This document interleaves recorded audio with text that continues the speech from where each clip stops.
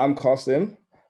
My art is Capoeira, so I'm what you call a capoeirista in Portuguese.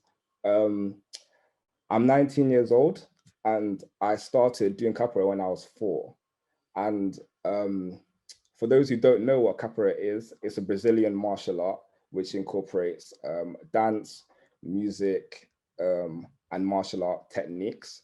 So it has a lot of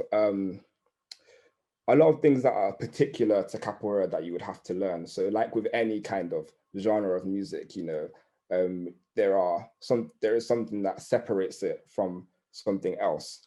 And in that we have what we call the talks in the berimbau. So a berimbau is like a long instrument, and that's the instrument that I practice. That's mostly what I play at the moment. Um, so yeah, I'd love to give you a demonstration, but I don't have it on me right now.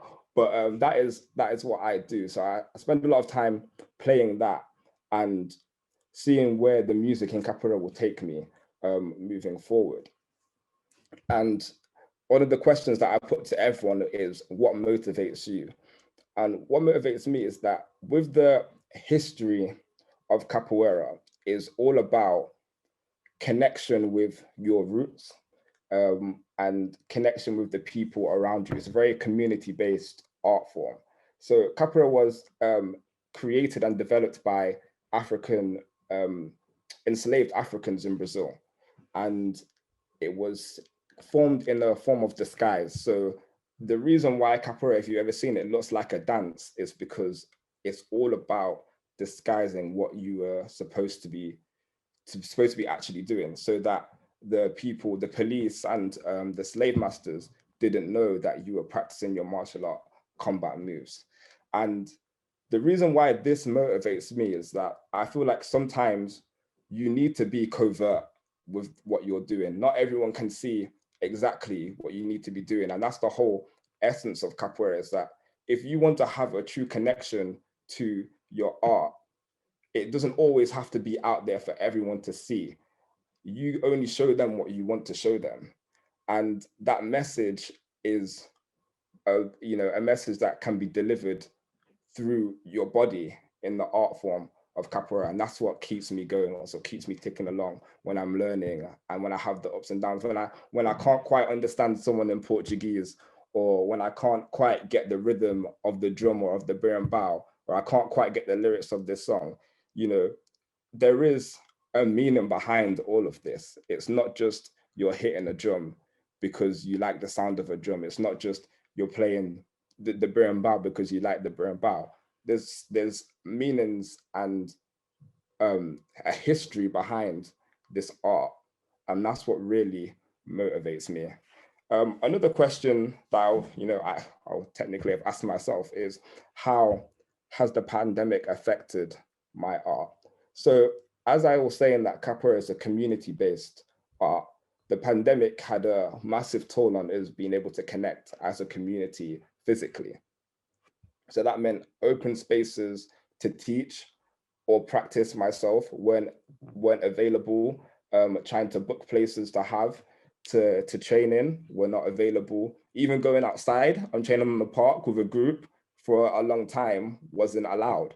It was only towards the back end that I was able to start doing that.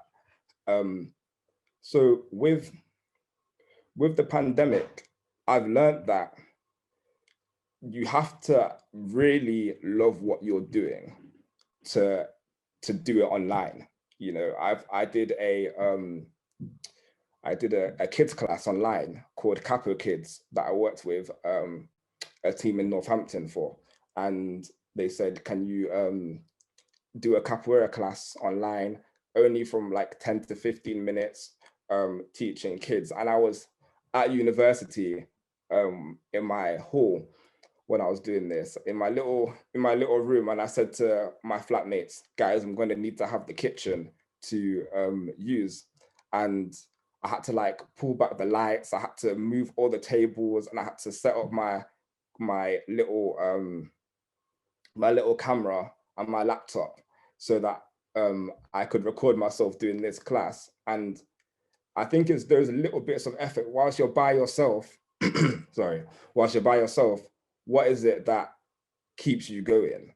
And I like the way that these questions are kind of linked. Like, how did you start? What motivates you? You have to really go back to what motivates yourself whilst you're doing something, especially during the pandemic, because you have to be on a level where I can do this, even though it's not exactly the way I want to do this in this particular moment, because I love what I'm doing.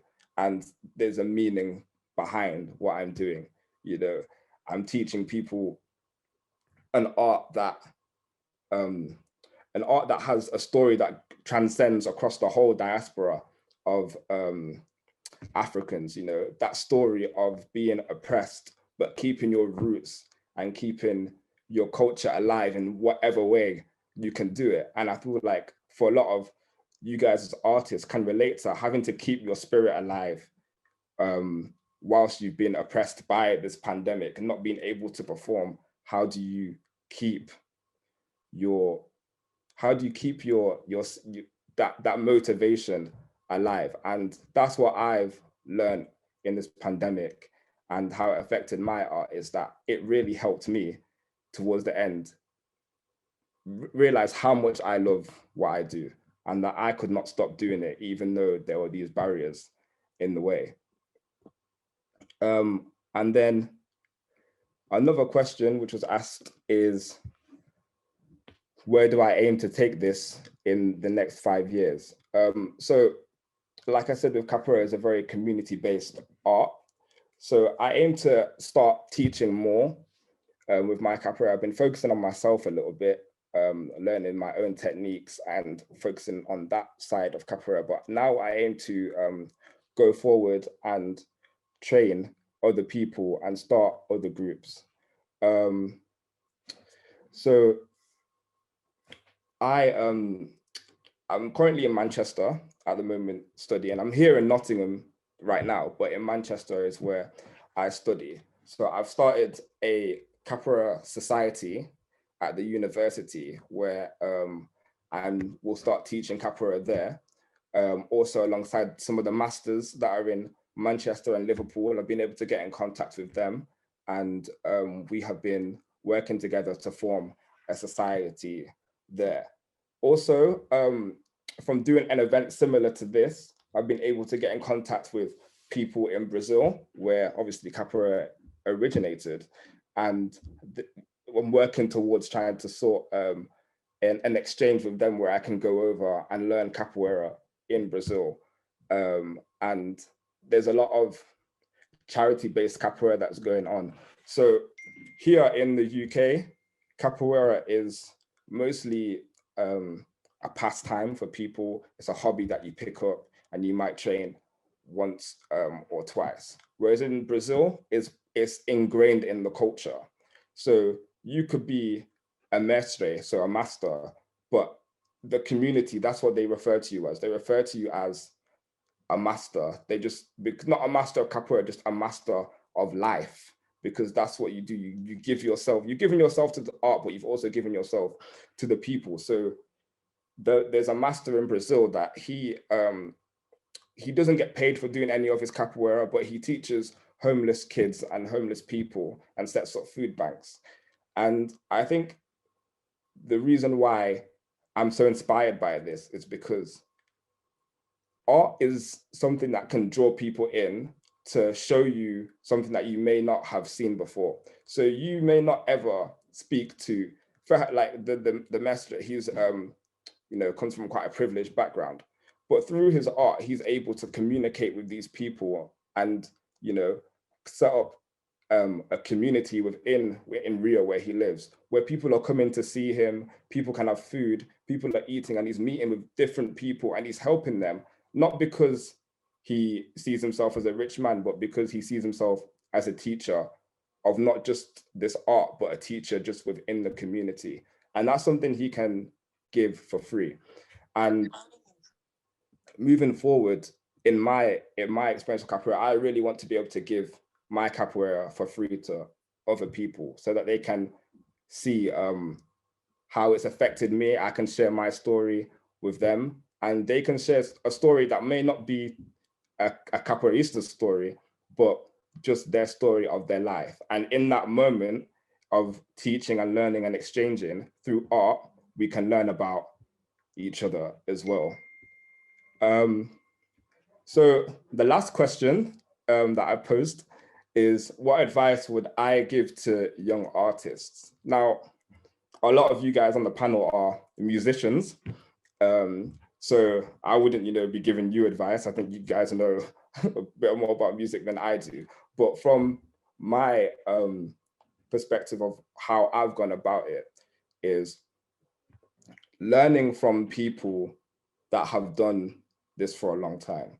And that's it, almost humbling yourself and realizing that they do know better than you, but they don't know you better than yourself. So in terms of what you can do, always know, what you can do personally, but watch them, learn from them, and use your own understanding of yourself to push on from that. So a lot of my learning has come from the masters in Liverpool and Manchester, and they are very they're masters that they don't really care what people think about them.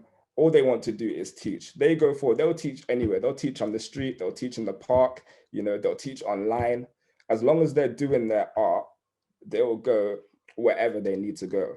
And that message inspired me to realize that I can do whatever I want to do with capoeira. I can go to Brazil, I can go to France, because I have something that capoeira is a language in itself. My art is a language in itself. I can talk to someone, even if we don't have the same mother tongue.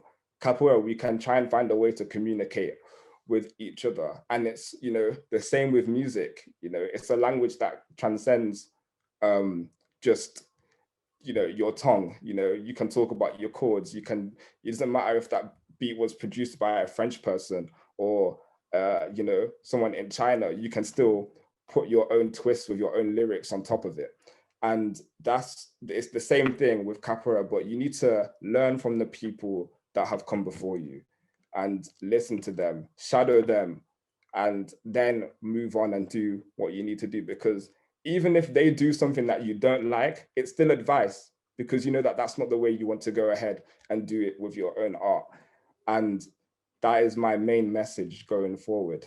So yeah, I think I've just about crept under 10 minutes. So that's my piece. Thank you all for listening a lot. If anyone has any questions they would like to ask me, this is your time. Yes, Jaya, go ahead. Yeah, I'll put it in the chat, but yeah, that's really interesting. I think I knew about some of this, but I don't think I connected the dots, and it's sick. I found that bare insightful. But what's your app for your own art like? Yeah, for Instagram, I use is QU Fundo. So I'll put that underneath QU_Fundo on the group bit. And that's my main medium at the moment. But you can find my capoeira all over there, and you can see what I'm getting up to. I'm going to Croatia in September to do a youth exchange with some people there, talking about how we can use capoeira for social change, for movement as social change. Are there any more questions? I was just going to ask you, is there any point in like, I guess your time in capoeira that you thought, wow, if I didn't, take this up, I would have never experienced this. I would have never seen this part of life, or, and just taken your back sort of thing? Definitely. What I found the most with capoeira is I've always experienced capoeira with a class. So you go in, you pay your money, and you teach. And it wasn't until I went to a capoeira conference last year where I found out the highest masters were teaching capoeira for free. They were teaching it for homeless people. There was a master, he works in the Congo, and his whole capoeira is about keeping them away from being exploited. So he has a school where they learn capoeira there. And that was the first time I'd seen people use capoeira. I'm not saying that people here are using it for their own benefit, but teaching it for the love of what this art is. and how it can change other people's lives. And I definitely feel from progressing in capoeira, that's something I wouldn't have been aware of before, is how you can use your art to help other people. So,